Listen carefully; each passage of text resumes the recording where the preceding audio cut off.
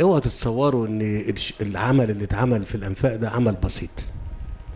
ده كان الكلام ده يتعمل بشركات مش مصرية، تيجي تشتغل وبشكل تاخد طبعا المدة بتاعتها ومعداتها ويمكن يبقى.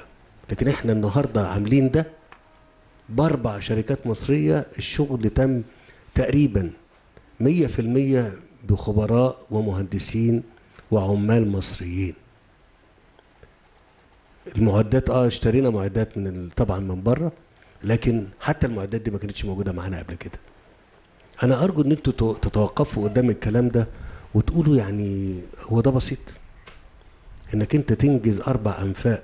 ده احنا عملنا النفق الشهيد احمد حمدي في كام سنه وكان نفق واحد. النهارده احنا بنتكلم في 4 انفاق يخلصوا ان شاء الله 30/6/18.